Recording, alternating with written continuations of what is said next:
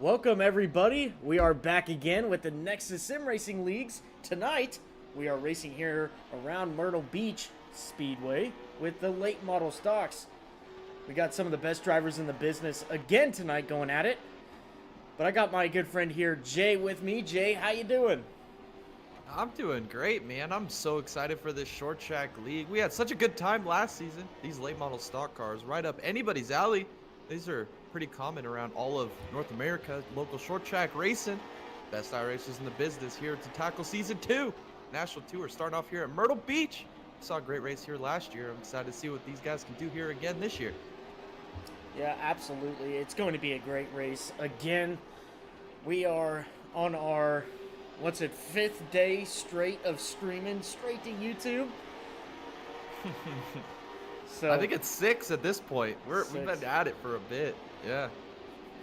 So I hope you guys have been enjoying our content. We're going to round it out with a great race here tonight at Myrtle Beach.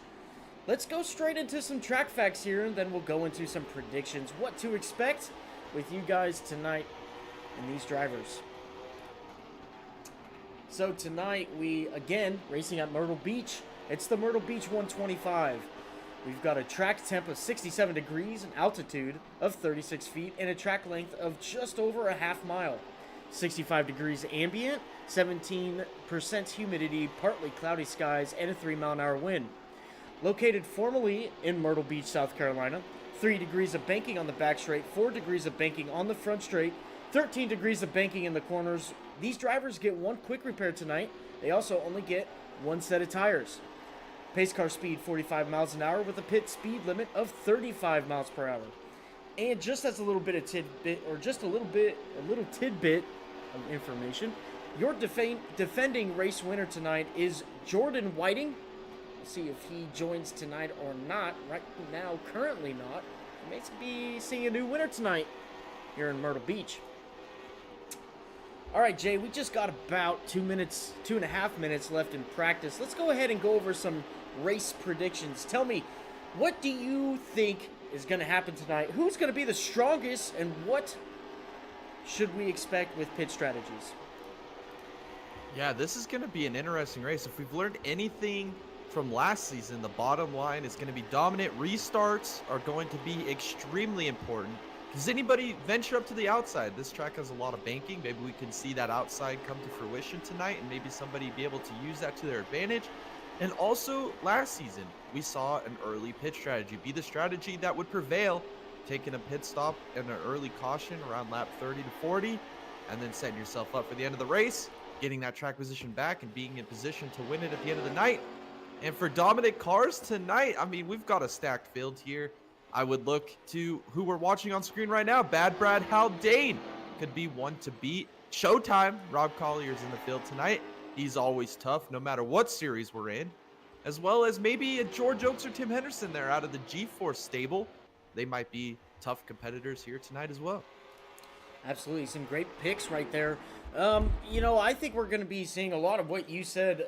I think that we're going to be seeing some really long green flag runs. If we get a caution early in this race, I expect a lot of drivers to come down and get some new tires and try to maximize the tire life on these tires. We saw last year, Jay, we saw a little bit of mixed bag of strategy. Some cars would take it, halfway through the race, tires. And then we saw a couple drivers who would pretty much take in tires at the end of the race. But what really worked from what we noticed is that pit strategies at the beginning of the race, the first 20 to 30 to 40 laps, people would come in, or drivers would come in, change their tires, and they would be there at the end because of track position. So I think we're going to see a lot of that tonight. Honestly, I think we're going to see lots of drivers coming in early, grabbing those tires, and trying to stay out for some track position. With that said, I'm going to go ahead, and I'm going to go with the driver of that 39 car, Brad Haldane. Very, very strong at the season end there of Season 1, and I think we're just going to be seeing a lot more of him. Obviously, we're going to have lots of drivers who are going to be high up in that, or higher up in points or in standings. Rob Collier is going to be an extremely hard one to beat. George Oakes is very consistent from what we saw last year, finally getting a win last year as well, and all those good finishes. Tim Henderson, a great choice as well. But I think we're going to be seeing a lot of that 39 car and the 02 car. Now, with that being said, we just wrapped up practice. We're going straight into qualifying. We're going to be able to watch these guys go around the track and give their runs for potential pole. First on track, Zach Bates. Sporting the SpaceX colors here tonight. Hopefully that isn't a precursor to what we're going to see tonight. Becoming a certified astronaut here in the 19 car. Let's see what he could do as he's on track now. Looking to claim the pole for tonight.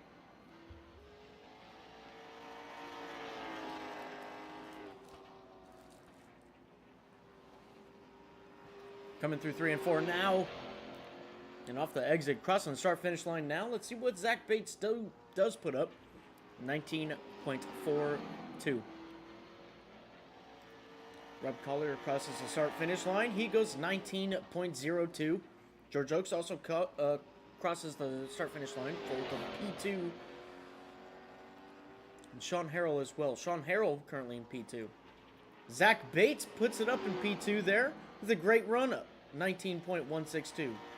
Rob Collier goes even faster. 18.7. Yeah, what a flyer of a lap here by Rob Collier. He's currently almost 3/10 faster than Harrell. As Bates goes faster again. Playing leapfrog up here for P2. That time around, not faster. Still an 18.8. But if he wants to improve his time, it has to be faster than an 18.7. That's a tall ask right there.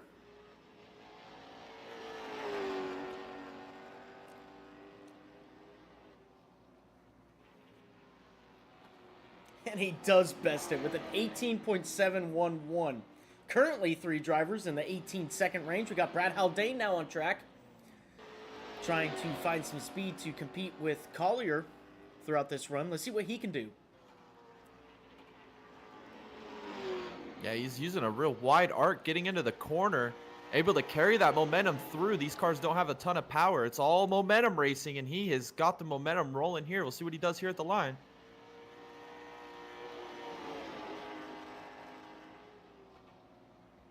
Goes P2 with an 18.88. Getting ever closer to Rob's time, but this is his last lap. He's got to find some speed here if he wants to challenge for this pole.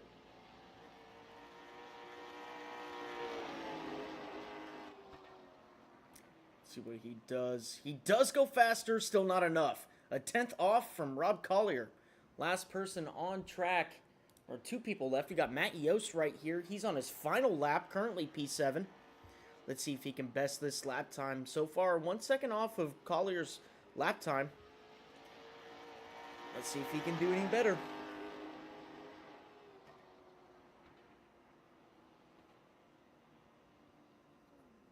He does go better. Half second off now. But we got Tim Henderson completing his 3rd lap, currently P8. Let's see if he can do any better. He gets that down to a 19.5. 8/10 off from Collier. And he smacks the ball. That is not what he wanted. That was his final lap, too. Unfortunately, not going to count.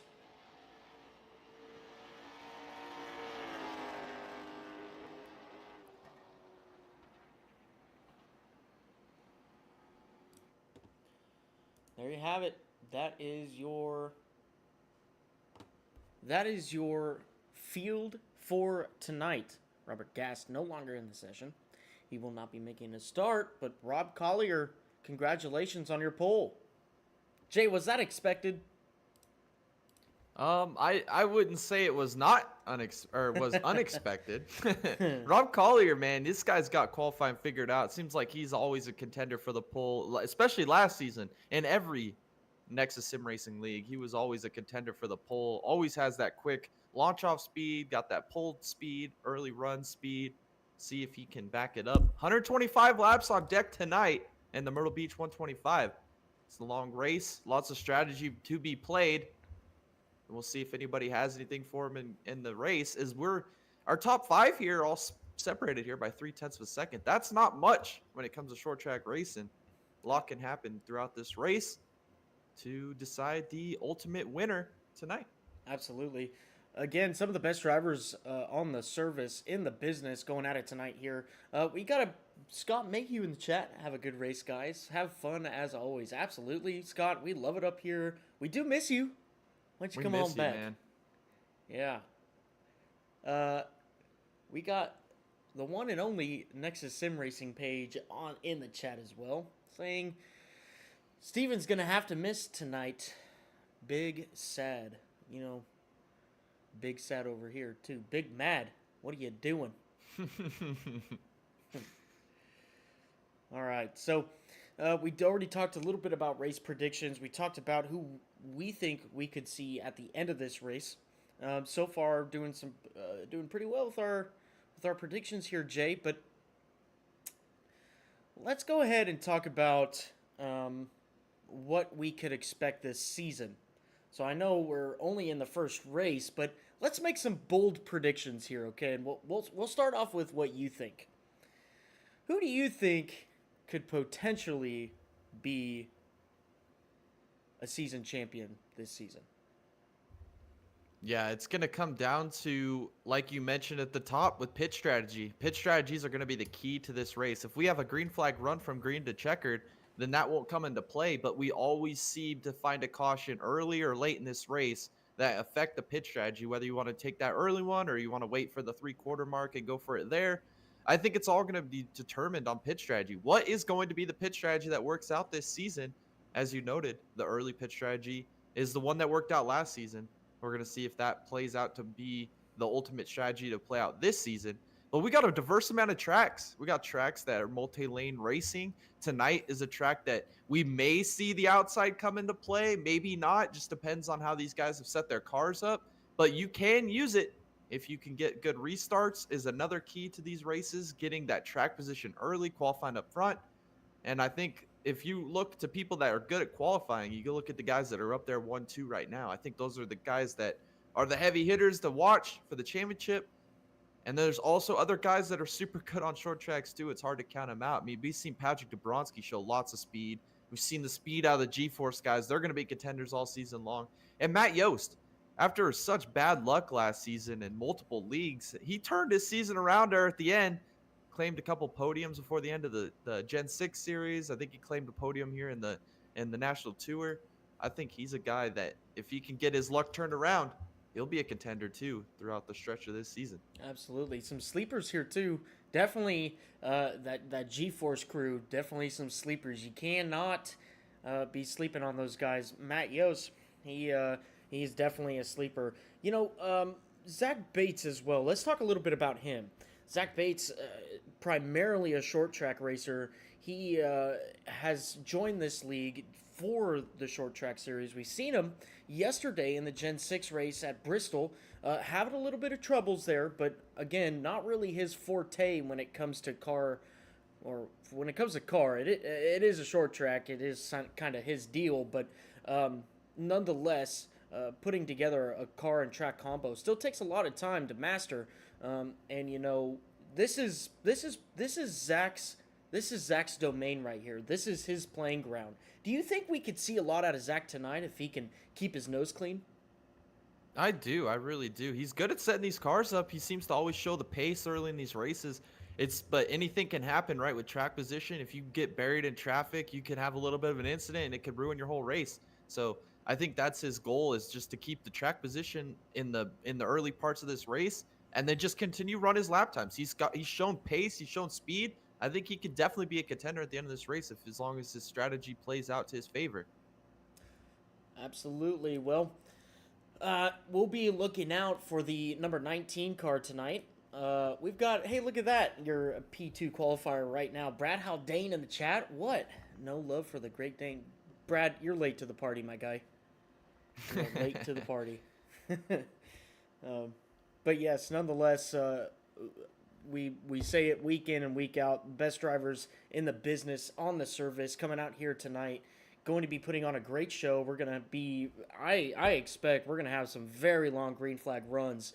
And we're going to be seeing some real strategies happening. We're going to be seeing some real hard driving or smart driving because they know that the green flags are going to be happening. So, but with that being said, qualifying is wrapped up. Congratulations to the O2 car of Rob Collier. He is your pole winner for tonight.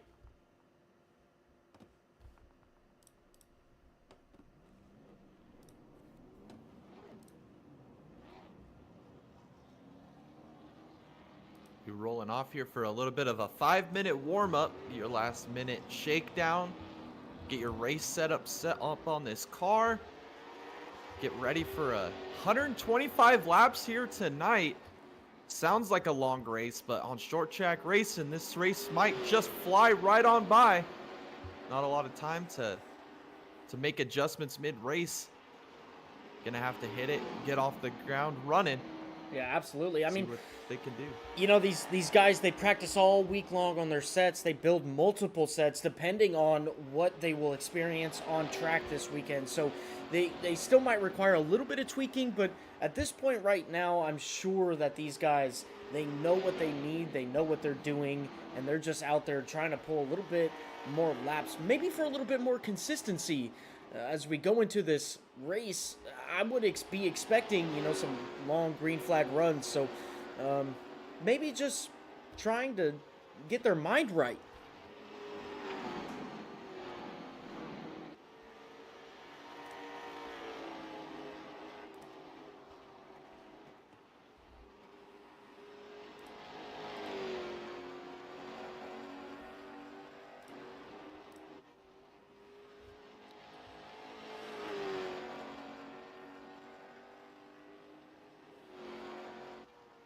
Your pole winner right now, Rob Collier, taking to the track.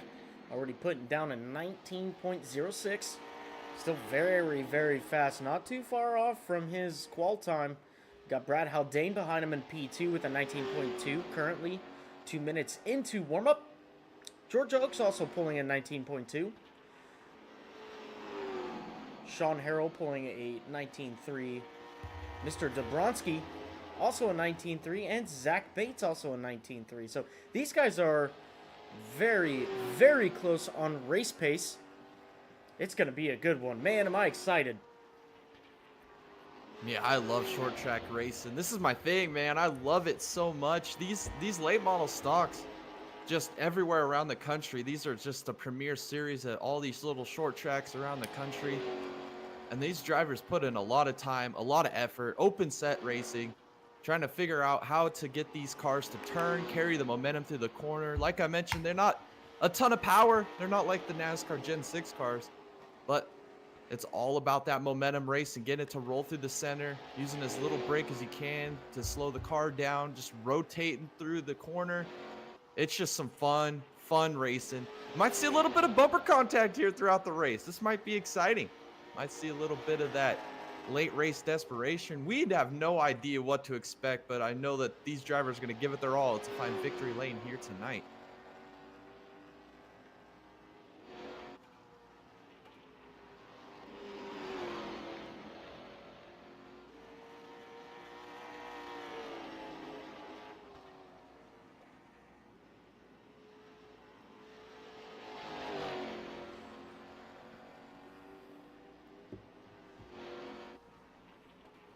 Rob Collier holding on to that P1 position in warm-up right now, but Brad Haldane not too far behind, if you can see.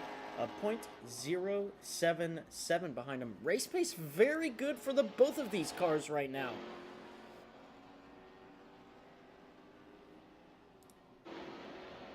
Here's Sean Harrell in the 72 car. Only just a little over a tenth and a half off from Brad and Collier. He's got very fast race pace. Patrick Dobronsky behind him. Very fast as well. Now, this is a guy we didn't mention at the top, Sean Harrell. He's kind of been a staple here in the National Tour Series. He's had some really good runs. This could be a guy to watch here tonight. Very consistent. This could be a night for him to show his talent and run up front with these boys. Maybe we'll see him at the end of the night in victory lane. Absolutely. Nothing is off the table when it comes to this Nexus National Tour. It's anybody's game, really. You just got to make sure you got yourself a good setup underneath you and you run a great race. Really, a lot of it comes down to the driver. Sometimes making your own luck is what you have to do in order to get, or to be the first one to cross the start-finish line. Excuse me. That could be the case for the 72 tonight. As we finish up warm-up, we'll go straight into the grid, and we will get this thing underway.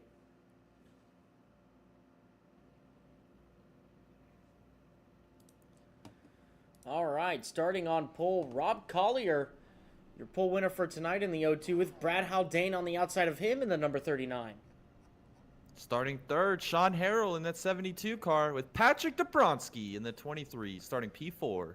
Zach Bates in the number 19 car, starting P5, with George Oaks starting P6 in the 6 car. Starting 7th in that number 70, it's Matty Yost. And then starting 8th in the number 20, Tim Henderson. Fortunately not making the grid tonight, that would be Robert Gaston, number 87, but nonetheless still up there. We will go straight into our race.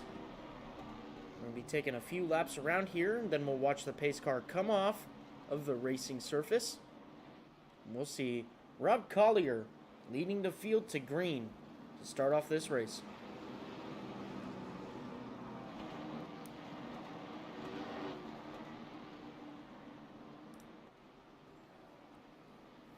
Yeah, here we go.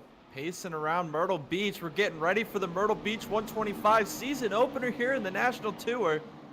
These drivers behind their rigs getting ready to go green flag racing.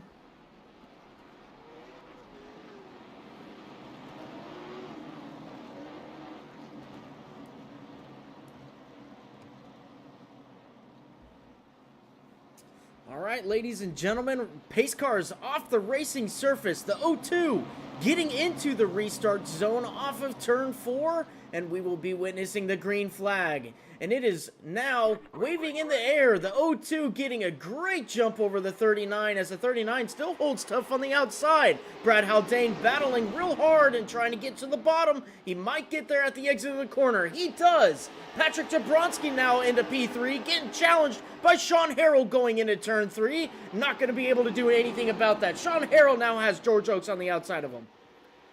Wow, George Oaks is way up there in the 3rd lane. He's making it work up on the outside. He's trying to get by Sean Harrell, as now you see Jack Bates to the inside of him nearly, as he's gonna chase him down the back, as George Oaks continues to run P5 right now. Collier continues to lead.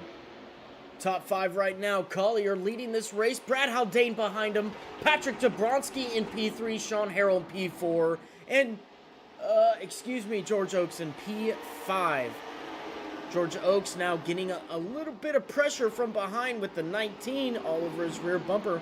As you can see, the other 2 cars back there, that's old Matty Yost and Tim Henderson. They might just be playing it safe right now, try to conserve some tires for the run in this race. We know we're going to be probably running a lot of green laps. Oh, we got the 19 sideways. Zach Bates is around on the back straightaway. No caution. Oh, he's going to get it whipped back around. No caution. Now we're raging on here for 3rd. Dobronsky, he's holding off Harrell. Harrell's hounding him here. He wants to get up into a podium position here early in this race. As Zach Bates is now 10 seconds off the lead. Saved, kept it out of the wall. What a great save to not make any wall contact there. He's got a lot of time left. He can run these boys back down. But Harrell, he's hounding Dobronsky. He wants to get up to P3 here early. Absolutely, he does. He knows he's got a fast car. Maybe he's just going to let it cool off a little bit and make a move when the opportunity presents itself. We know that there's a lot of drivers here who think like that. Maybe Sean Harrell is just waiting for that moment to get around the 23 and to let the 23 make a mistake, and he'll pounce on it. But don't look too far. We got the 6 car now putting a lot of pressure on that 72 through 3 and 4. Yeah, that's a great point. These drivers showing a lot of resolve here early on. This is the most important. Matt Yost gets into the wall. Here comes Henderson trying to get by him here. This is for P7. Can he make it happen? Or P6, excuse me. He cannot make it happen. These drivers showing a lot of resolve. This is a very important part of the race, conserving these tires. We got 125 laps on deck and no caution yet, so you've got to save these tires for the end. Showing a lot of a lot of resolve and patience here early on in the going. You can absolutely see that with the 72 car right now of Sean Harrell. He's just holding on behind the 23 of Patrick Jablonski. The 6 car maybe having a little bit of get up and go right now. He wants to get him out of the way. Is that the 23 in the wall? The 23 is in the wall. And the 72 takes control of P3 now. Sean Harrell up into P3 with George Oaks now battling the 23. And George Oaks now gets by. That promotes him to P4. Patrick Jablonski going all the way back down to P5. Oh, Henderson a little sideways there off of turn 4. Just barely kept it out of the wall, but these guys are battling here. This is P3 through 7. Oh, Henderson grabs the apron a little bit there. See the sparks flying off the front end of that car as he's fighting the handling of that thing. That thing is fighting him. That thing is dirty out there. He's going to continue to drive his, I think Yost got in the wall again. He's struggling as well. Jay, let's go on board with one of these drivers so we can see what it's like driving around this racetrack, battling at the same time.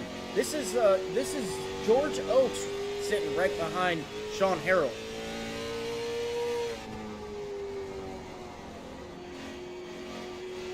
You see the different lines they're taking. Sean Harrell using a different line than George Oaks now going through these corners. He's a lot lower than the 72. The 72 electing to go a little bit higher. Find a little bit more grip there. Yeah, he's opening up his entry a little bit. The 72 car up in front of him. He's able to carry that momentum off the corner, using that car's natural sliding ability off the corner, just kind of using as little wheel input as he can to kill the least amount of momentum as he can. As he got the 6 car of Oaks, he's got this thing wrapped around the bottom. Very successful line here if he can continue this pace and not use a ton of throttle. The more throttle you use, the more you slide, the more your tires wear. This is tire conservation at its finest here by these two drivers, using 2 distinct lines here early on. Absolutely. That was on board with George Oaks for those few laps. Now we've got an aerial view of this little battle we got going on between the 6 and the 72. I'll be granting a little bit of different perspective. You saw the 6 actually gain a lot of time to the 72 right there, as the 6 takes a really shallow approach to 3. He's getting up to the rear bumper of this car in front of him. George Oaks last time by was a 10th quicker. Let's see what he can do this time. A 10th slower. Yeah, this is a stage of the race where you're not really racing the competition. You're just racing your car and racing your tires. So he's just running his line, whether he's catching him or not on corner exit or entry. It's all depending on the line that they're taking. But he's doing a phenomenal job as he's closing up. Harrell's going to give him the bottom. He knows Oaks likes it down there wrapped around the bottom. He's going to leave that open. He gets loose. Harrell gets sideways. Here comes Oaks. He's looking for P3. George Oaks now on the bottom side of the 72 coming through 3 and 4. He's looking to clear him off of 4. He does. But be careful, the 72's got to run. Coming down the front straightaway, he's not going to be able to do anything about it. This 6 car takes away his line going into turn 1. And the 6, George Oaks, hold on to the P3 position. Yeah, what a drive by Oaks so far in this race. Now he's got clean air in front of him. He can see the 2 leaders just up the way. Now he's going to just set his lap time, continue his pace, and maybe charge and run them down. As Henderson's gotten by Yost here, he's all over the back bumper of Dabrowski. Maybe he's found something in this car. He was struggling there early on. Here he is. He's on the outside of Dabrowski looking to make a move. Tim Henderson putting down some flyers right now, very comparable to the front 2 leaders. He's very fast. He might have that long run car. Yes, he's changed his approach here a little bit. He's opening his corners up on entry even more, running almost up in a 3rd line. And did Harrell just grab the wall there? That was close. If he did, it was minimal. If he didn't, it was barely missed it. As you see, Henderson, he's kind of struggling backing up here, the 72 car of Harrell, as Henderson's still hounding Dabrowski. Yep, here comes Henderson now. He's got another opportunity to get by this 23 car right now. He's all over the rear bumper now. Going into turn 1, the 23 takes a defensive line, and the 20 goes to the top. Going through the middle of the corner now. The 20 might have a quarter on him. He doesn't now. Going down the back straightaway. The 20's going to look high again. It's not going to happen. He might give him a little bit of a bumper here. No, he doesn't. But coming off of turn 4, the 23 gets into the wall. The 20 of Tim Henderson, he's going to take over P5. Wow, he was really looking to pull the crossover move. Didn't expect Dabrowski to give him that much room on the bottom. He's going to stay to the outside. He's found something. He's rolling the corner extremely quick right now. He's going to pull away from Dabrowski, it appears here, as Dabrowski's changing his line. He's going back to the bottom. Never mind. Here comes Dabrowski trying to challenge back. Dabrowski now looking like he's getting a little racy. He wants that P5 position back. Going through 3 now. That gap just ever increases just a little bit more now. I think Tim has got this in the bag for P5. Yeah, this is some great racing early on. We see so many distinct lines. Collier continues to lead 2.3 over Brad Haldane, but George Oaks, he's running pretty comparable lap times to your leaders. Can he run them down now that he's got some clean air in front of him? As we see Harold P4 and P5 Henderson as he's reeling in Harold for P4. Almost the fastest car on track last time by. That is Tim Henderson, only by a few thousandths. He wasn't over Rob Collier. Rob Collier still leading this race. 2.4 seconds over Brad Haldane. Look at this. The 20 car has already gotten up to the 72. He's looking to take over P4. Yeah, he's flying. He was looking to the outside a lap or two ago. He's going to go back to the bottom. He's going to draw real close to that 72 car. He's looking to the inside here down the front. Does he make it to the bottom here into turn 1? He does. He's wrapping the bottom. Harold's going to give him all the room in the world. We're side by side here off of turn 2. Coming down the back straightaway now and into turn 3, the 20 car clears the 72, and off of turn 4, he has got that position. Tim Henderson in the 20 car up to P4. Wow, what a move by Tim Henderson. Now that moves the G-Force guys up to P3, P4. Can they run down your leader, Collier? These cars have come alive here through the long run, and it looks like Matt Yost has also gotten by Dabrowski here. Move Matt Yost up to P6. His car's coming alive here. A little bit of contact it looks like he made with the outside wall on the right side of that car. Nonetheless, still a very fast race car out of that number 70. So we go back to Tim Henderson as he continues to chase down his teammate of George Oaks. George Oaks still holding on to P3 at the moment. In that number 6 car, we're going to be seeing these lap times update on the left-hand side of your screen there. Tim Henderson just a very slightest quicker. That time by Brad Haldane in a different tenth of his own. So goes our race leader, Rob Collier, in a tenth of his own as well. As it looks like Zach Bates has now gone a lap down. You see him right there behind Rob. Rob, that just shows how quick this 0-2 car is. He's putting down a blistering pace here early on. Unfortunate for Zach, though. He got spun there early on in this race, lost the lap. Still early, he's still in the free pass position. If we were to catch a caution, he would get that lap back. But Collier, he's stretching this lead out. He wants this. Lost this race on the last lap last season, trying to redeem himself and get the victory here tonight. Absolutely. Phenomenal performance so far. We're going to be completing lap 35. Rob Collier leading every single lap so far. He's got a 3.2 second lead to Brad Haldane right now in that number 39 car. And to George Oaks, 7.5 seconds. Collier's putting the hurt on the field right now. That very fast 0-2 Kia Stinger. Yeah, Kia, that thing is flying right now. He's already 3.2 up, and he's still running the fastest laps on the racetrack right now. As we see Tim Henderson, it looked like he was gaining on George Oaks there the last couple laps. Unfortunately, he's lost a couple tenths here. George Oaks has found something. Tim Henderson might be struggling again with this car. He was fighting it here early on in this run. Came to life a little bit. Maybe he's losing it back again here. Sean Harrell still being able to stick within a second of this 20 car. So Sean might also be coming to life here in that 72 car. These guys, maybe we're looking at a longer run car, as we do see a little bit of damage on that right front of the 72 car, maybe affecting a little bit of his performance. They're making some contact with the wall. We'll see. Still got a long ways left in this race. We are about to complete lap 40. In fact, right or 39, excuse me. We just completed that lap, starting lap 40. It's the 02 now, coming off of turn 2. Yeah, you got to wonder how much tire these guys in second, third, and fourth are actually saving right now. Even Sean Harrell back there in the 72 car. They could be just running consistent lap times, not really pushing their car to the limit exactly this early in the race. They know there's a long way to go. Save those tires. You're going to need them at the end, especially if we do not see a caution. Make a late race charge here at Rob Collier.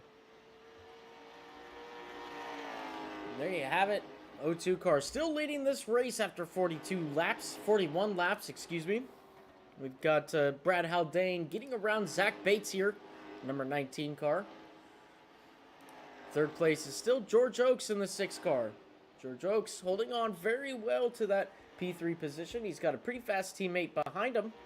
Was 2/10 quicker last time by. We'll see what Tim Henderson can do now as he's got his sights set on the 6 car in P3. He's getting up to him. Yeah, and he's been really running a wider line through the corner. He's moved up to the outside line. He's found some pace up there. He's able to roll the corner. And as I say that, he goes straight to the bottom here in turns 3 and 4. In 1 and 2, he was using the outside line. We'll see if he does that again this lap. He is. He's rib riding up there on the outside, carrying a lot of speed through 1 and 2. That's where he's gaining all of his time on his teammate George Oakes right there in front of him. He could see him. Maybe he could pounce here in the next couple laps. I have a report here. Maybe this 23 car had a little bit of a wreck. Let's go ahead and look back and see what happened here.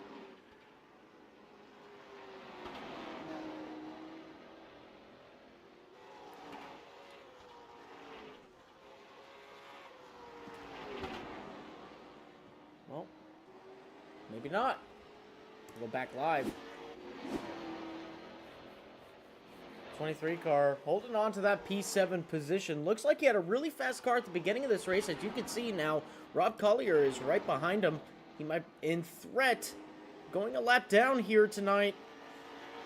Just now starting lap 47. About to complete lap 47 coming off of turn 4 now. Yeah, and Brad Haldane has kind of minimized this gap a little bit, running pretty quick lap times. Pretty consistent with Rob, as Rob might be in that point of the race where he's got enough of a gap where he can start to conserve his tires. Haldane now running quicker lap times. Maybe his car's coming to life. Maybe he's just been saving tires the last 20 laps. We'll have to see as this watch the gap as it continues to maintain there at about 3.4. The past 3 laps, Brad Haldane was quicker. You look at the top left right there, he was quicker that last time by 2 thousandths. It's been 2 thousandths every lap that this 39 car has been quicker. He's ever decreasing that gap between himself and Rob. Let's look what happened. That's 2 more tenths to it, baby. That 39, he might have found something. Yeah, this is the time of the race. We're closing in on the halfway point. If you've saved enough tires, now it's about time where you can start to use them up just a little bit, not over aggressive, but maybe just put a little bit more into your corner entrance and exit, use a little bit more throttle, roll a little bit harder. Maybe you can use that to your advantage and close that gap on Rob, as it looks like Rob has actually backed his pace down a little bit here. I think he's going into tire conservation mode now that he's got this big gap. 23 car does get passed by the 02. That puts another car a lap down. Brad Haldane still holding on to P2. Lap time by just 1/1000th of a second slower. As the 39 continues to go around 3 and 4 and across the start-finish line. Brad Haldane going to be pulling a, 5 thousandths. 5 thousandths slower. And Rob Collier, maybe, Rob noticed that Brad was slowly catching him. And he put the pedal to the metal just a little bit more. Not that time by. Yeah, this is a great gap to watch here between your leaders, but Tim Henderson has closed the gap on his teammate down to 0.6 of a second. He is closing, and he is closing rapidly. He has found something in this 20 cars. He's charging towards his teammate Oakes. He can see him now. That's 2 car lengths to P3, which is George Oakes. 20 car looking like he's got a little bit of damage on that right front, but it's not slowing him down enough. The 6 car is going to be coming under threat by his teammate, the 20 car of Tim Henderson. As he goes into turn 3 now, you can see the different takes of lines now going through these corners. The 20 car ever so slightly closing that gap every lap now. Look at the different lines he's running.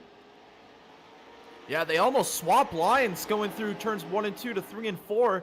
As I say that, George Oaks goes back to the bottom. He's running the outside the last 2 laps. Now he goes back to the bottom. Tim Henderson's going to carry a lot of speed off the corner here. Now George Oaks has got Zach Bates in front of him. This could come into play. He's going to leave the bottom open for George. He knows that's where he's been running. A lot of respect shown there by Zach Bates, as now Tim Henderson has got the 19 car in front of him. Where's he going to go as Zach Bates gets into the wall? Oh, makes some significant contact. George Oaks and Henderson go by.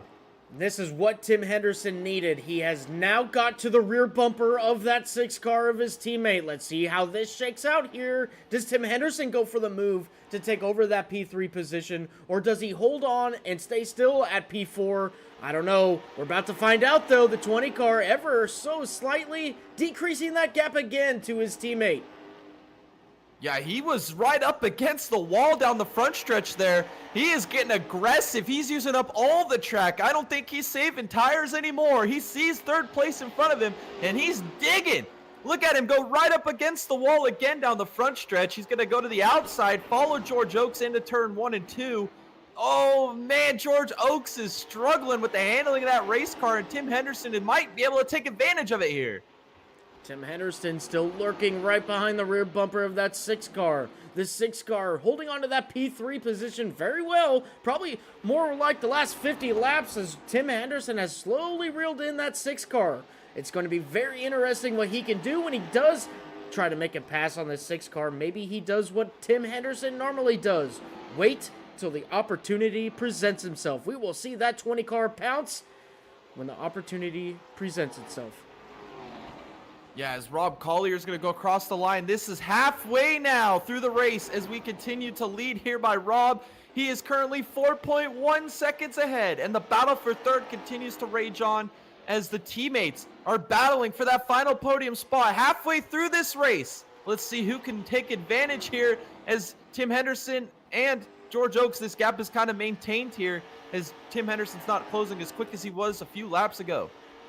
Here we got another great battle, too, between Matt Yost and Sean Harrell in the 72 car. These guys have been going at it for a long time, but here's the real kicker. There's the 02 car right there of Rob Collier.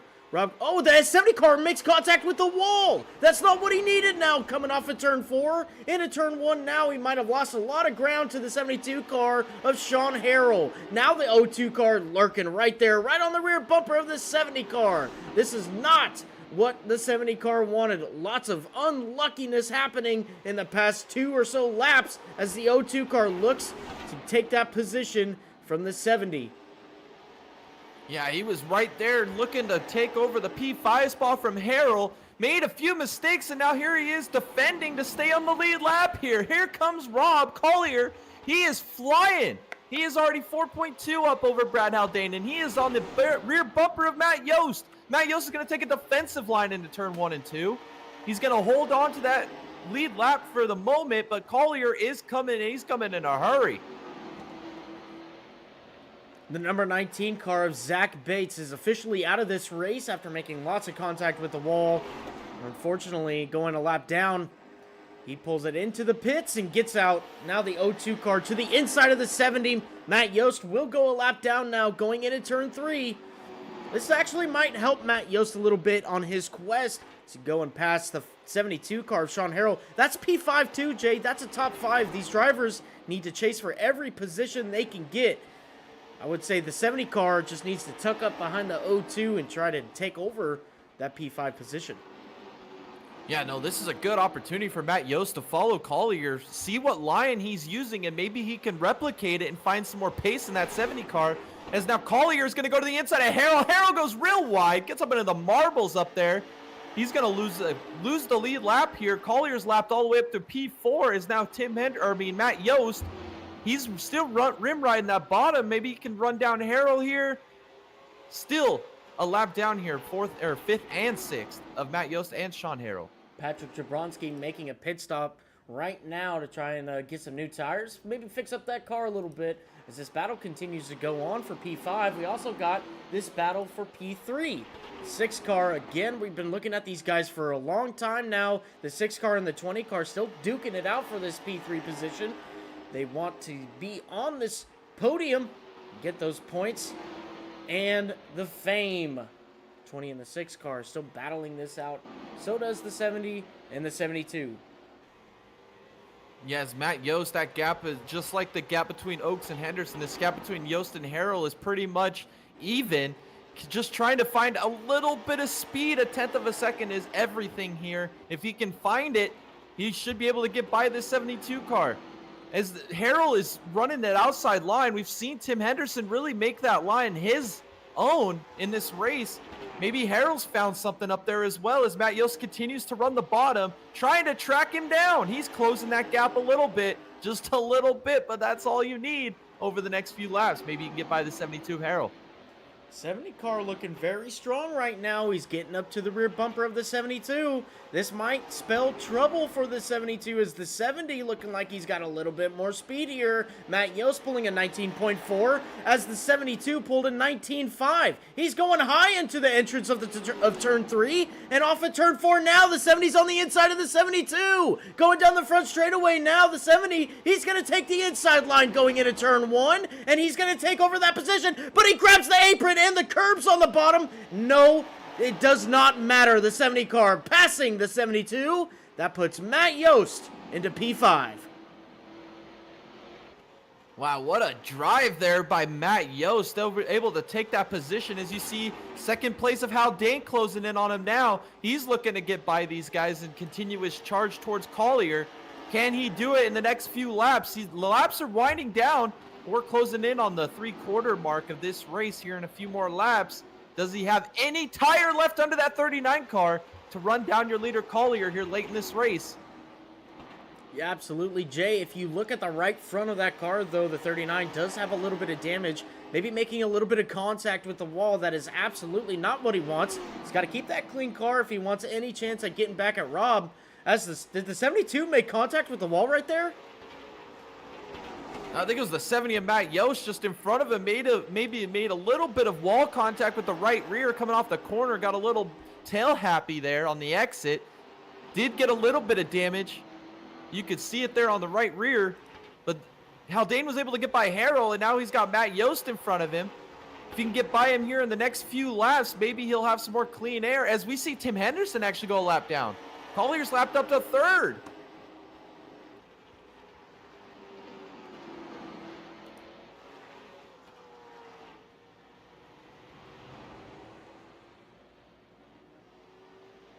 Wow, that's insane. Rob just putting on a clinic right now. Tim Henderson had a really bad lap last time by with a 19.9. Maybe spelling out some trouble there during his lap. Rob now looking to lap third place. Right now going down the back straightaway and into turn 3. He's got his eyes set on the 6 car. He's got him right in front of him. He might be making this pass sooner than we may expect. Yeah, Tim Henderson had a lot of right front damage. Makes you wonder if he was just pushing a little hard. Oh, George Oaks is into the wall. Oh, that's some significant contact. That's going to allow Collier to lap him here. Everybody is struggling right now while Rob is just glued to the apron, making lap time just astronomical speed out of this 0-2 car. Flying. He just lapped third place. Wow. Rob Collier in the 0-2 car. This is his race to lose at the moment. 5 seconds to second place. That's Brad Haldane. As you can see him coming down the back straightaway now. This is a true dominant race so far. Still, anything can happen. We've only completed 84 laps. We're on lap 85 right now. But nonetheless, right now, Rob Collier just putting on a clinic. Yeah, he's checking out on Brad Haldane, actually running about 0.2 of a second a lap faster. So if he was saving tires there for a little bit, and now he knows with 40 laps to go, it's time to push you a little harder now. They got a little bit of tire left to give. as Haldane is still trying to get through these lap cars here. I think he's behind Tim Henderson right now. Tim Henderson's got that significant damage on that right front. You know that's got to be affecting his handling. He's been fighting that car all day long as Brad Haldane closes that gap, trying to get by him as soon as he can. He knows Collier's only 5 seconds up the road. If he's got anything left in that 39 car, it's time to use it. Put all your chips on the table and let's go all in, baby. As Tim Henderson grabs the wall. Man, this is not turning out to be the race that Tim Henderson wants. I'm still in P4, but I'm sure he's going to be remorseful that he didn't get that P3 position earlier. The 39 car, though, as you were saying, Jay, absolutely, he needs to pick up the pace if he wants a chance at winning this race against Rob Collier. All of your chips in the basket. You need to go for it. All in at the blackjack table. And eyes closed. Got to go for it. As he hits the wall. Oh, Haldane grabs the wall. Oh, no, that's going to hurt his performance. That's some pretty good damage on that right side. Let's see if it affects him over the next few laps or if it was just a little bit of cosmetic issue. We'll just have to wait and see, as he has now lost another 10th, another 2 tenths actually, to Rob Collier here. Crossing the start-finish line now. Hey, that wasn't a bad lap for making a little bit of contact with the wall. What do you say? Yeah, he's still flying. I mean, the pace in this race, they've only dropped about 3 to 4 tenths of a second from the beginning of this run, so tires aren't meaning a whole lot here. They've conserved enough where they're not losing a ton of paces. They both go into the 19.1s that lap. I mean, these guys are two heavyweight fighters just putting lap time after lap time. This is impressive. Let's go on board with the 39 car with our Digga Boys cam. Let's see what Brad sees for a couple laps here.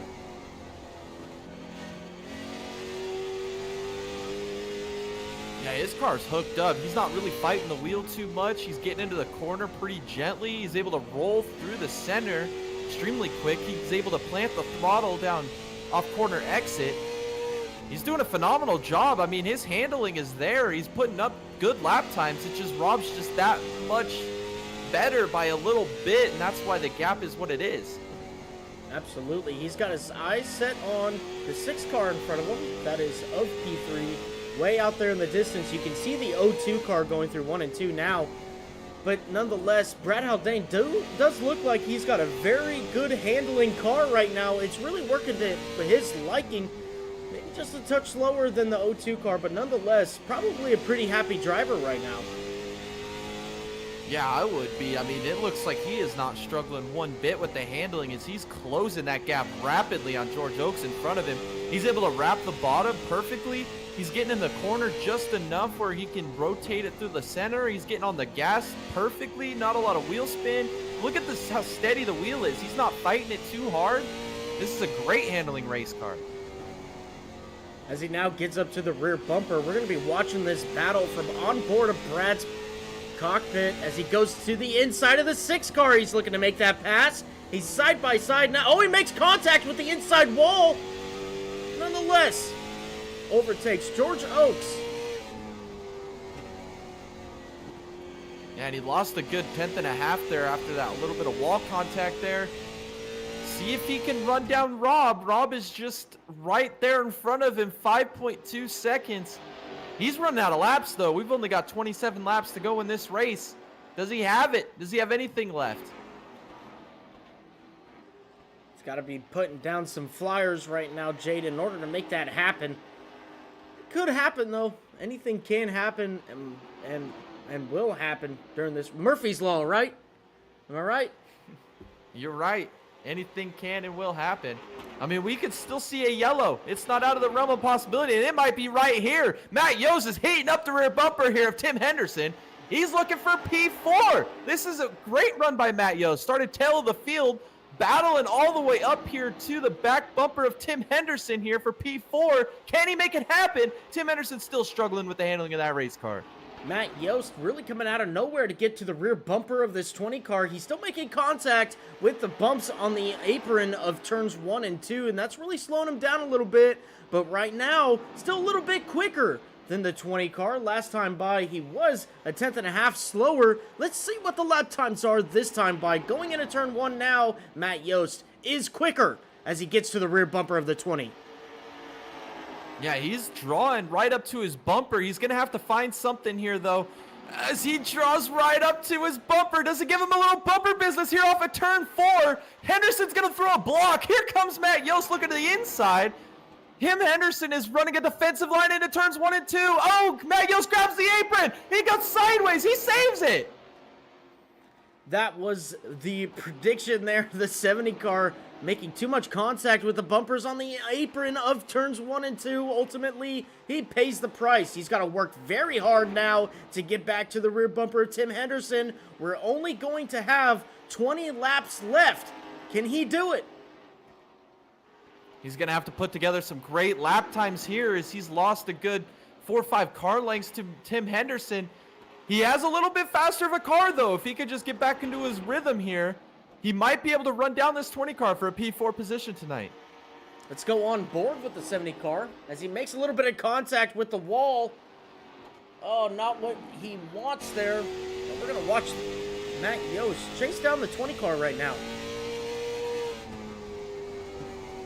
Yeah, this is a great battle. He's really fighting the car. You see how much wheel input he's got into it. He's really fighting a tight race car right now. See, he's just holding the wheel far to the left, struggling on corner exit. You can see the nose wash up a little bit there. Tim Henderson's really struggling too.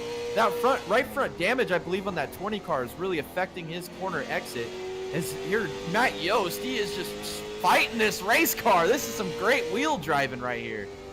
You can see Matt Yost has really closed that gap now to the 20 car. Coming off of turn 4 now, he's trying to get that run to see if he can get any closer to the 20 car. Now they're running identical lines here through 1 and 2. Not really identical on the exit though, but it proves best for Matt Yost. He's just continually getting closer to the 20. He's going to be looking to the inside off of turn 4. Not going to let it happen though. Tim Henderson shutting the door on him. We'll go back to our TV position as Matt Yost continues to battle with the 70 car. Yeah, Matt Yost has found something. He's struggling, but so is Tim Henderson.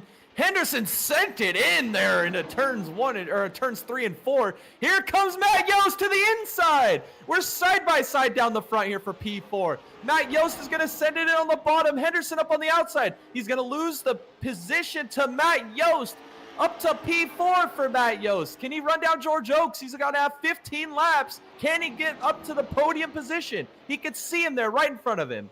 Tim Henderson grabbing a lot of wall off of turn 4 after getting overtaken by the 70 car. That car is just not handling to his liking at the moment. Unfortunately, losing the position to Matt Yost, but still within the top 5 right now. Matt Yost promoting himself to P4 as he sets his eyes on the 6 car. He grabs a little bit of wall there off of turn 4. It might not be that big of a deal, though.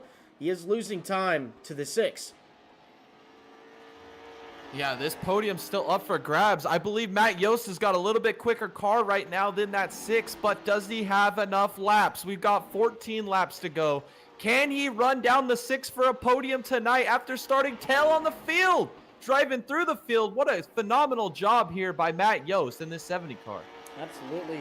Up 3 positions since the start of the race. The 70 car is, as he continues to drive off at turn 4 here. We're going to check lap times as he crosses the start-finish line, as Oaks and Yost seem to be very comparable at the moment. He was quicker last time by. It's not enough, though. He's only got 10 laps. He's got to figure something out to try to get up to the rear end of this 6 car and try to get that podium position. The 70 car coming off of turn 4 now.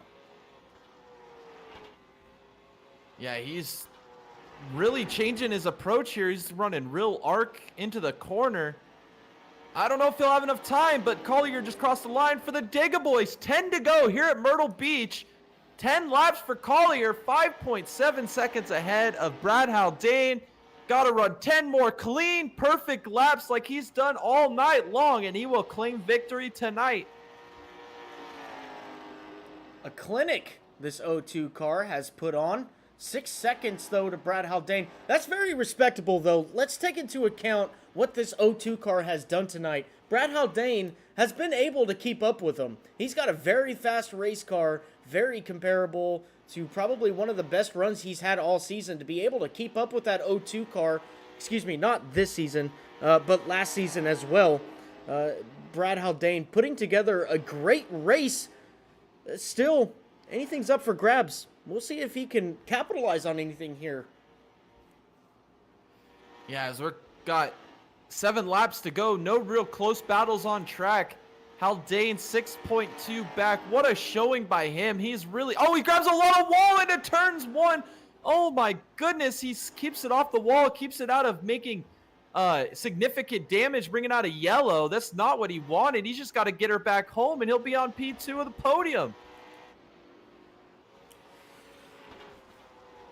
Brad Haldane trying to bring that car home, trying to capitalize on anything that might happen. 6.5 seconds back now to the 02 car of Rob Collier. He's got nobody in front of him at the moment, though, in 6th and 5th place in front of him. It's Tim Henderson and Sean Harrell. This is not for position. Tim Henderson now, 2 laps down. Sean Harrell is 4 laps down. Sean Harrell also just got done pitting on lap 106. So he's got a little bit of fresher tires, maybe a little bit of a better car rolling up that backup car. So Tim still struggling with the same tires he's had on all race, while Sean Harrell, a little bit of fresh tires as the 20 grabs a little bit more wall there. Brad Haldane goes by him. Yeah, I think Tim just wants this race to end. He has fought this car from the drop of the green flag, still struggling. He is just big checkered flag at this moment. Wants to bring her home in that P5 position. Here's Rob Collier now going to be finishing lap 123 and starting 124. Going into turn 1 now. What a great race this 02 car has put on. Only a few more corners that he needs to take. Few more good corners to bring this 02 car home with the checkered flag off at turn 4 now. He'll be getting the white flag. White flag is in the air one more time around for showtime. Rob Collier, hey, took the pole tonight, took the fastest lap in practice. He led from the green flag of this race through turns 3 and turns 4. Rob, showtime, Collier is going to win in dominating fashion the season opener here at Myrtle Beach. Redemption for the 02 car from last season. Congratulations to Rob Collier. Congratulations to Brad Haldane coming home P2. And here comes George Oakes coming home P3. That is your podium for tonight. Wow, what a race. We saw some great battles throughout. The battles from 3rd through 7th have been on point all night long. These guys were fighting hard to gain every position, every point they could here down the stretch of this race. What a race. Absolutely. Let's go ahead and pull up George Oakes. See how his race went. George, this is Thomas and Jay in the booth. You got a copy? Yeah, sure do, bud. How you doing? Hey, how you doing, George? Oh, not too bad. Not too bad. Yeah, absolutely. I mean, look at this race that we just ran. 125 laps of green flag running. Did you expect this tonight with this track and car combo? No, actually. Well, this is the first time I've ever been here, to be honest with you. So we did some few laps earlier there. And then I do like it because it's nice and wide. There's a lot of room. It's not real tight, but it was good. I mean, I never expected it to go 125 laps there. With about 40 to go, I really had to start saving. Right. Real short. I mean, obviously, we didn't expect this long green flag run. What was your fuel situation like? Were you good? I had I can tell you, I had about a half a lap to the good. And I'll tell you another thing. If Rob wouldn't have lapped me, it'd have been damn close. I don't know that I'd have made it around if I'd have been on the lead lap. Wow. Well, yeah, it was real. I mean, I was running 19.2s there, pretty consistent. Then I'm like, damn. So then I backed off to 6. Then them guys started catching up. So then I had gas in a while, and it was crazy. I should have put 17 gallons in. Well, your first time here on this racetrack with this car, still a great race that you put on. You held out for that P3 finish. You held off your teammate. That's actually another question I wanted to ask. What was it like battling Tim there for that little bit? Well, we was both in the same boat. Both worked on the set. We had the same amount of gas, but I guess he said on that last lap he blew right front.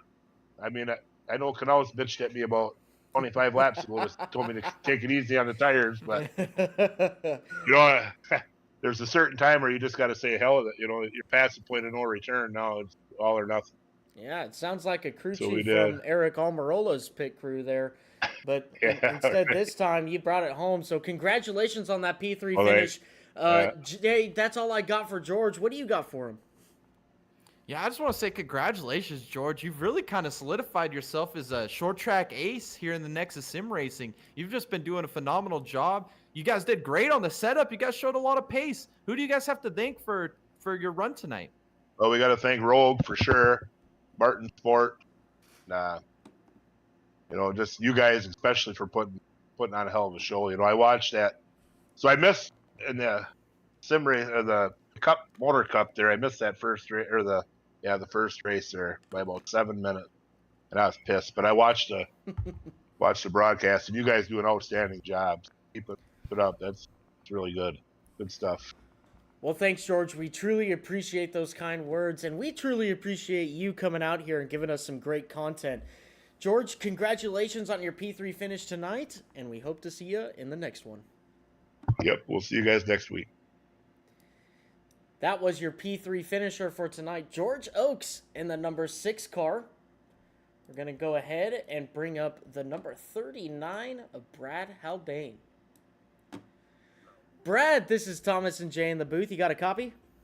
I do. How's it going, boys? Hey, long time no see, right? Yeah, no kidding. Just kidding. Just kidding. Hey, look, Brad is one of the great drivers in this sim racing league. Congratulations on your P2 tonight. I have a couple of questions, though. Did you expect this race to go green flag for 125 laps? I had a feeling with the little car count that we had tonight. Kind of unfortunate, but with the little car count, I kind of had a feeling we'd go, flag to flag, and ended up going that way. Adding the extra fuel kind of messed with the setup a little bit. Didn't really like it at the beginning, but once it finally settled in there, the car worked fantastic. I just had nothing for Rob. He was in a rocket ship, and there was nothing I could do for that. Yeah, that's one thing I wanted to talk about. We talked with George for a little bit. He said that, he was a half a lap to the good. If Rob didn't lap him, he wouldn't have made it to the checkered flag. So that's one of the reasons why I was wondering, if you expected this race to go that long. But how much fuel did you have left in that race car? I had actually a few gallons left. Kind of backed off there closer to the end when I knew I wasn't really going to catch them. My tires were starting to go. It was starting to push, so backing off the corners a little bit really helped on a lot of that, just helping the car turn more. I don't know. I think I started the race with about 18 gallons, which should have given me quite a few gallons left over. Yes, yeah, absolutely. Well, Brad, a great race you ran nonetheless. You were the only guy left on the lead lap. Rob Collier really putting, some hurt on the field, but nonetheless, you were there. If anything were to happen to that O2 car, you could have capitalized on it. But again, the O2, like what you said, bringing a rocket ship to this racetrack, and really the only competitor that could have been any challenge to him would have been you. But again, bringing home the car P2, you can't really be mad about that. I mean, it's a short track league. We kind of expected cautions. We didn't get any. So a great run nonetheless by that 39 car. Jay, that's all I have for Brad. What do you got for him? Yeah, Brad, congratulations on your P2 finish. My question for you, though, is we saw your onboard. It looked like you had a real good handle on that race car. It didn't look like you were fighting it too much. How much tire conservation were you doing throughout the race? I was doing a little bit from here to there. I'd kind of push it a little bit when I could see that I was kind of catching Rob a little bit. I'd push it, and I think, just put a little bit too much heat in the tire, and I didn't really end with a good right front. All the other tires were fine. Just my right front just kind of burned off there at the end. I'm lucky it didn't blow up, but no, this car handled absolutely fantastic. If I could have been a little bit more consistent, I might have had something for Rob, but tonight just wasn't the night. Honestly, just staying consistent in this and then being there at the end for the championship was kind of my goal for this one. Yeah, I would say mission accomplished. Nonetheless, great performance here, P2. Who do you have to thank for this strong run tonight? Well, this Printwell, Rocky Ridge, Moraine Brothers, BW1 Sports, Honda Accord was actually... I really wish I had something. I'm actually kind of frustrated with that, but yeah, well, P2's good enough for me and keep me in the points for the rest of the season. All right. Well, thank you, Brad, for coming out tonight, giving us some great content. Again, congratulations on your P2 finish, and we hope to see you in the next one. Yes, sir. Thank you. All right. Brad Haldane pulling up a very respectable P2 finish tonight. Let's go ahead and bring up Rob Collier, your winner. Rob, this is Thomas and Jay in the booth. You got a copy? I got you guys. Hey, Rob. Redemption for the O2 car. Finally getting that win here after a little bit of a heartbreaking loss last year. But nonetheless, coming out tonight, putting on a clinic for everybody. And just coming out with a rocket ship Kim Jong-un would be proud of. And getting the win done tonight. Tell us, what was your race like from beginning to end? Believe it or not, it was just a big variable in it. With the fact that I was pretty sure we're going to go green flag all the way, just with the field that we had, if the tires are actually going to hang on or not. Because last season, I think our longest green flag stretch of any race was maybe 40-ish laps. Right. And those tracks, I was seeing some bad wear, just hustling it around. So I was a little wary with that. Like, about halfway, I got my first warning for the right front, and then mysteriously, I got another warning at lap 95 just saying I'm going to need rubber soon. I was like, well, cue something happening to Rob in a race. Well, you hold on to it. The tire, I mean, what was the percentage left on that tire? Right front was sitting about 35 at the end, and I'm going to guess the right rear would have been about the same before I did those little burnouts there. Wow. So not too bad. No, not bad at all. Honestly, 125 laps here with the type of lap times you were pulling is actually pretty impressive. Obviously, a great handling race car that you had, and I assume not having to push it real hard. Those tires would have been a lot less, in my opinion, for that green flag run if you were pushing every lap like that. But I don't know what to say. I mean, you just came out, put on a clinic, definitely put the work in there, and just absolutely nailing the setup. Congratulations, Jay. That's all I got for Rob right now. What do you got for him? Yeah, Rob, you had that Kia on fire. A couple of the other drivers, George Oakes and Brad Haldane, said a little bit mixed thoughts on their fuel. Brad said he was really good to the fuel, and then George said if you didn't lap him, he would have ran out. What was your fuel number looking like at the end of the race? Yeah, he came in and told me that. He was like, it sucks he got lapped, but he's like, thanks for lapping me. I was able to finish. But no, in practice, I was showing like usage right around a little over 1/10 of a gallon a lap. So I just started at 18 to have about a 7-lap cushion. Because Gio was saying that I think he started at 16, and yeah, he found some trouble there. Wow. Okay, so you were good to on the fuel then. That's interesting perspective there. Also, my last question is, who do you have to thank for your dominating performance here at Myrtle Beach? Thanks to SK for giving me the initial baseline for this setup, and then I did some voodoo magic to make it a rocket.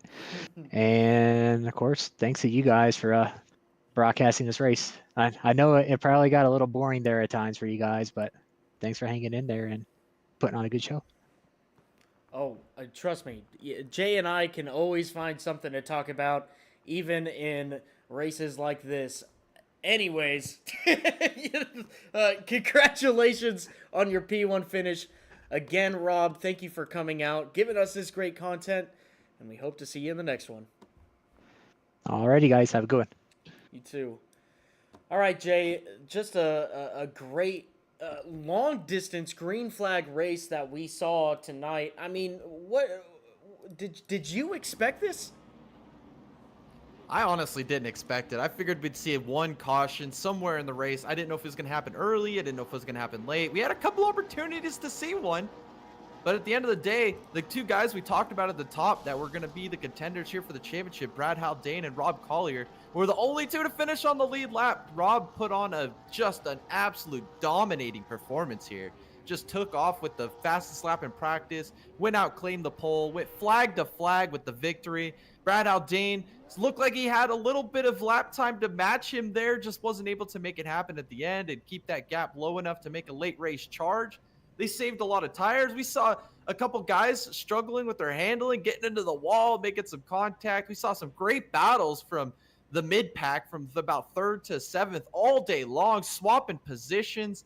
We had fuel come into play with George Oakes. He was worried he was going to run out. Tim Henderson said he lost the tire there at the end of the race. What a race we witnessed in the season opener here at Myrtle Beach. And showtime, Rob Collier, after have a little bit of shenanigans, taking the win away from him here and last season, gets it back, comes back full circle for him, and he dominates and wins this race in convincing fashion tonight. Absolutely. Lots of variables in the race tonight. Rob Collier, though, putting on the clinic tonight and getting the job done. Congratulations again to Rob Collier in the O2 car. Guys, we're going to wrap up this broadcast right now. Make sure you guys go and check out our channel. We've got lots of videos to your liking. Anything motorsports related, it is on there.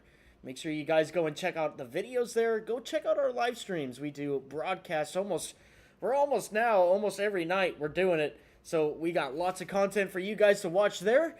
Make sure you guys tune into our podcast too. We do that every Tuesday, and that is where we make up most of our videos too. So if you guys want to go and get some little tidbits of our podcast, make sure you go check out our lives. We want to thank everybody who came out tonight, liked, commented, and subscribed. We truly appreciate it. It helps out our channel a lot. I want to give a shout out to our channel partner here, King of Camo. Make sure you guys go check out their page. If you like anything firearms related, from paint jobs to customizations, from mild to wild, they got you covered. So go over there, give them a like, go give them a comment and a follow, a subscribe, and tell them that the Dega Boys sent you. We'd really appreciate that. Make sure you guys also tune in for anything else that's happening on this channel. We got lots of cool stuff coming up. Make sure you guys hit the subscribe button. You guys can get all the notifications that's going on in our channel. I want to give one shout out here as well. Dallas Seward is a member to our channel. Thank you, Dallas, for being a part of the Dega Boys family. We'd like to thank you one more time for coming out and watching our broadcast. It was a fun one. And make sure you guys tune in for all of the other series that we got going on. This is Thomas and Jay, and we thank you, and we hope to see you in the next one.